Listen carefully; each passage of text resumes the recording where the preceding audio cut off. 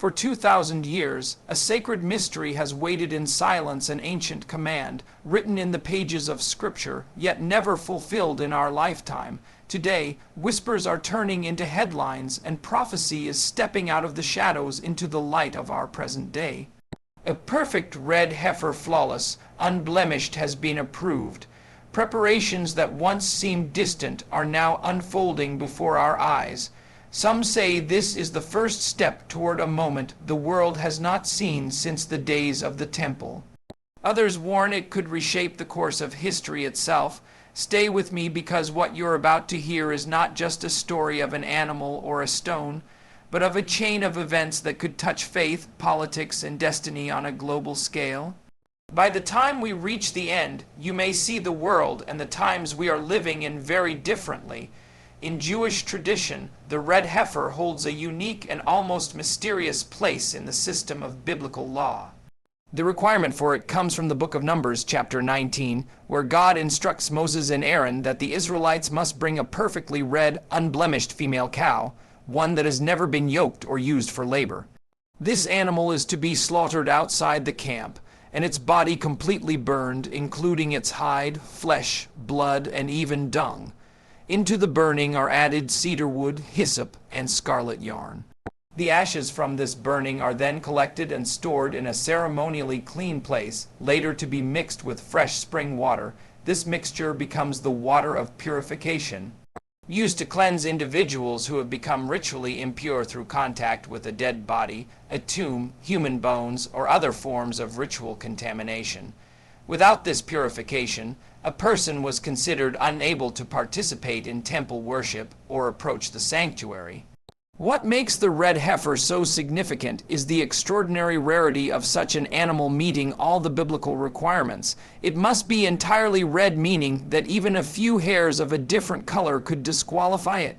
It cannot have any physical blemish, injury, or deformity, and it cannot have borne a yoke, plowed a field, or been involved in any form of work. Because the law is so exacting, rabbinical tradition holds that only 9 red heifers were ever prepared in the entire history of Israel before the destruction of the Second Temple in 70 CE. The Mishnah states that the 10th will be prepared in the era of the Messiah, giving the red heifer not only a ritual role, but also a deep prophetic dimension.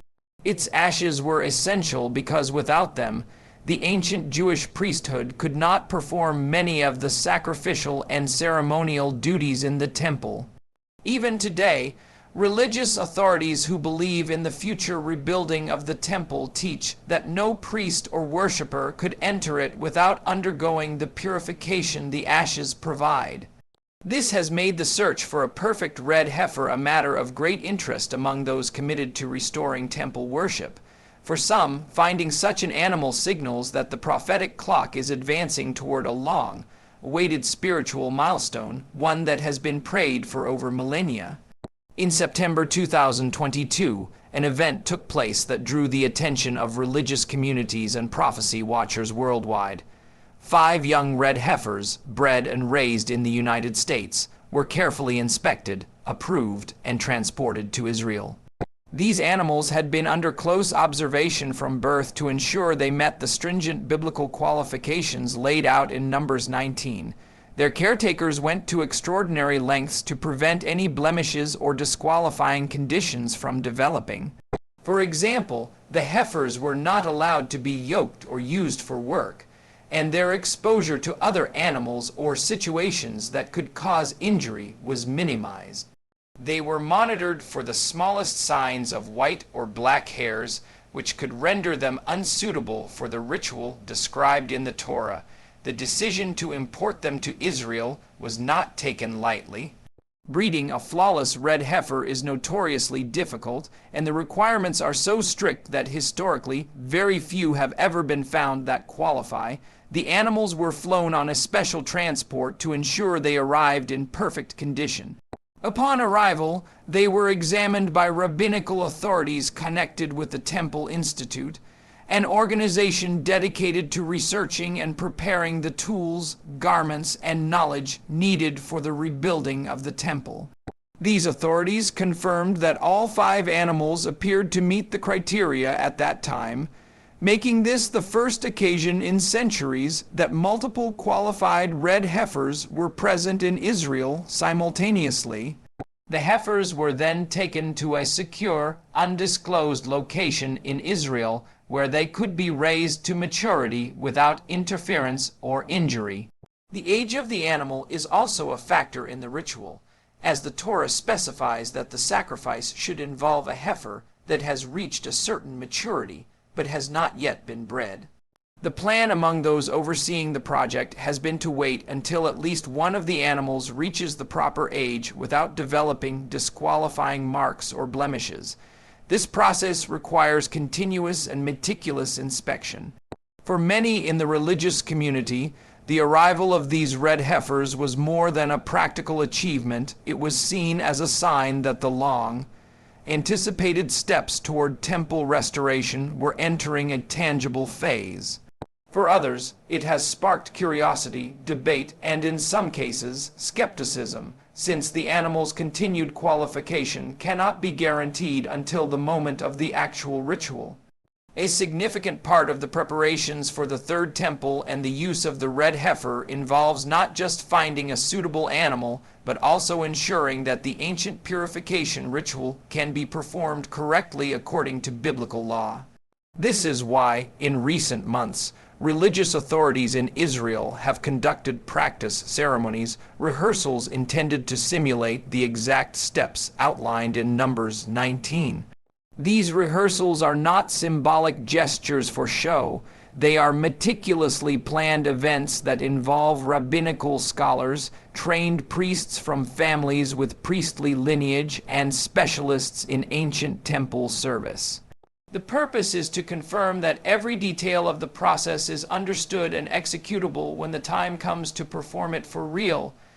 During these practice runs, the participants go through each stage of the procedure except for actually slaughtering a real red heifer. They rehearse the handling of the animal, the proper location outside the camp, or in modern terms, outside the walls of Jerusalem where the sacrifice would take place, and the preparation of the cedar wood, hyssop, and scarlet yarn that are burned along with the animal's body. They also practice the careful collection of the ashes, which would later be stored in a ritually pure vessel and mixed with living water from a spring.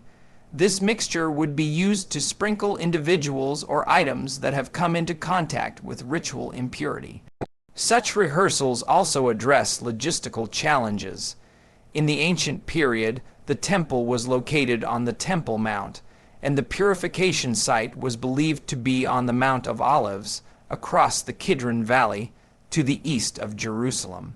Modern geography, urban development, and political sensitivities make replicating these conditions more complex. The practice runs are therefore an opportunity to determine how to follow biblical requirements while navigating the realities of the present day. For those involved, these preparations serve as a necessary step toward readiness. The Temple Institute and other groups committed to restoring temple service see these rehearsals as vital for avoiding any mistakes when the actual ceremony is performed.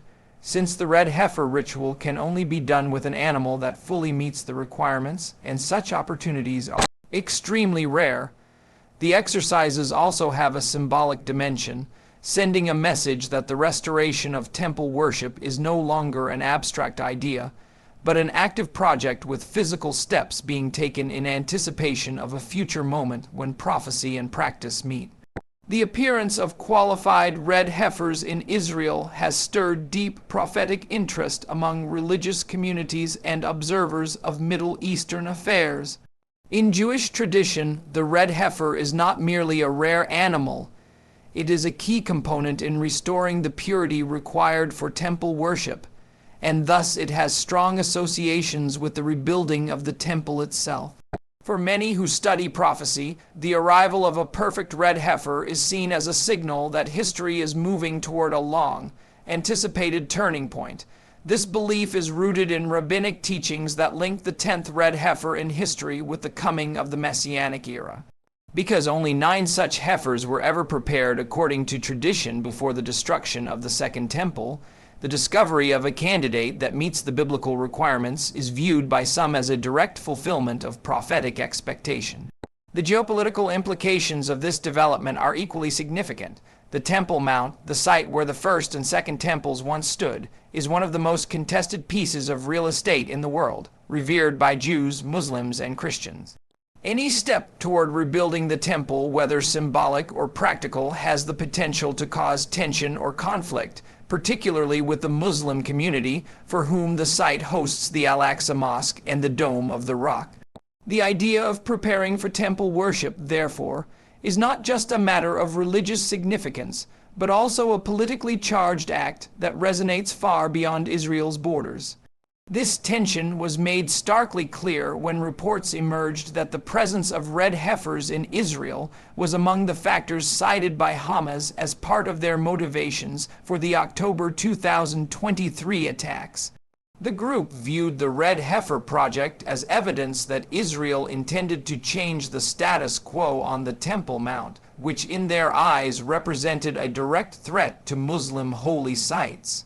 Such reactions demonstrate how a seemingly obscure biblical ritual can ripple outward into the realm of modern politics, influencing narratives, security concerns, and even armed conflict.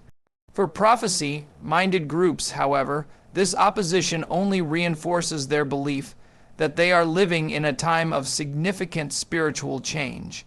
The convergence of ancient scripture, current events, and tangible preparations has created an atmosphere of expectation among those who see the red heifer as a harbinger of profound religious transformation, even as others view it with suspicion or alarm. Following the approval of the red heifer candidates by rabbinical authorities, many within certain religious and online communities have begun to speculate that the next major milestone in temple-related preparations could be the laying of the first cornerstone for the third temple.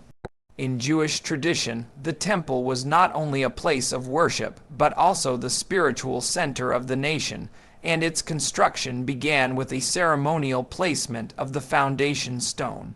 This act historically symbolized the formal initiation of the building process, carrying both practical and profound spiritual meaning. In the modern context, the laying of such a stone would be far more than a construction milestone. It would be a deeply symbolic gesture signaling to the faithful that the process of restoring the temple had moved from preparation to actual building.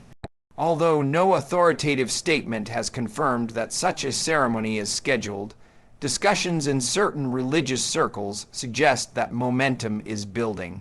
The successful inspection of the red heifers is seen as removing one of the key ritual barriers to temple service, and for many, this means that the groundwork, both physical and spiritual, is now in place to begin more visible steps. The Temple Institute, along with other groups dedicated to this cause, has already recreated many of the sacred vessels, garments, and ritual items needed for worship, meaning that the physical infrastructure is largely ready once the temple itself can be constructed. However, laying a cornerstone on or near the Temple Mount is not a simple act. The site is politically and religiously contested, and any visible construction activity related to the temple could ignite tensions in Jerusalem and far beyond. This has made the prospect of such a ceremony both an object of anticipation and a potential flashpoint. In past decades, attempts to even symbolically place a cornerstone near the Temple Mount have been met with resistance from authorities who fear it could trigger unrest. Despite these challenges, the symbolism of the first stone remains powerful for those who follow developments closely. For them, it represents a physical manifestation of prophetic hope and the point at which vision becomes action. The belief is that once the first stone is laid, it will be nearly impossible to reverse the course toward rebuilding, as it will mark the visible beginning of a project that has existed in prayer and planning for centuries. This is why, in the eyes of many, the approval of the red heifer and the prospect of laying the cornerstone are deeply intertwined steps in a single unfolding narrative.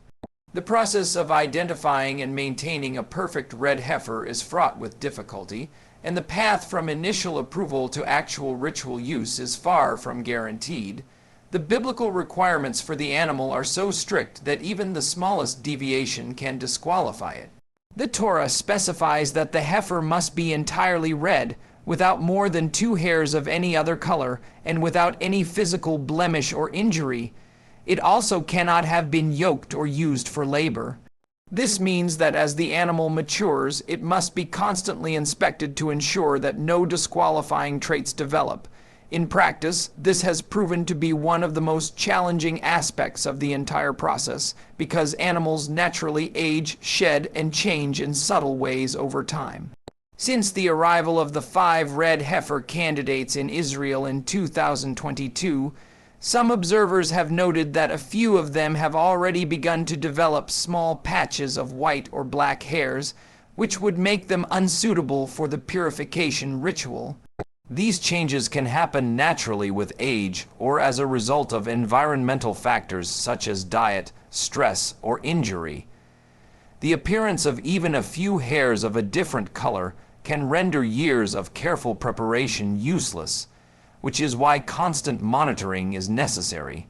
This reality has led some religious authorities and community members to temper their excitement, recognizing that the approval of a red heifer is only the first step and that its continued eligibility is never certain until the moment of sacrifice. This uncertainty fuels both skepticism and debate. Some question whether the current candidates will truly remain unblemished long enough to be ritually valid, while others argue that even if these specific animals do not meet the final requirements, the process of searching and breeding will continue until one does. There is also discussion among rabbinical scholars about how strictly the ancient criteria should be interpreted in the modern era, with some advocating for leniency in certain details and others insisting on unwavering adherence to the original biblical standard. The difficulty in maintaining a perfect red heifer underscores just how rare and significant such an animal is. It also highlights the fragile nature of this prophetic pursuit, where years of anticipation can be undone by a small change that is beyond human control. For supporters of the temple restoration movement, this is both a test of patience and a reminder that even the most sacred projects must navigate the unpredictable realities of life. We are living in a moment where ancient prophecy, careful preparation, and modern reality seem to converge. The approval of the perfect red heifer, the practice ceremonies, the whispered anticipation of the first cornerstone, these are not isolated events, but chapters in a story thousands of years in the making. They speak to a vision that transcends time, a vision rooted in faith, carried through generations, and now manifesting in tangible steps. Whether viewed as a sign of spiritual renewal, a fulfillment of prophecy, or a matter of historical and cultural significance, these developments remind us that history can turn in quiet yet profound ways. The path ahead may be uncertain, but the momentum is undeniable, and for those who have awaited this moment, it is a call to readiness in faith, in purpose, and in spirit. Good luck and thank you message. May the journey ahead be guided with wisdom, patience, and clarity, and may the hopes invested in these ancient promises bear fruit in peace and understanding. Good luck to all who watch, wait, and work toward what they believe is a moment of divine significance. Thank you for lending your attention, your open mind, and your heart to this message. Your time and engagement are deeply valued.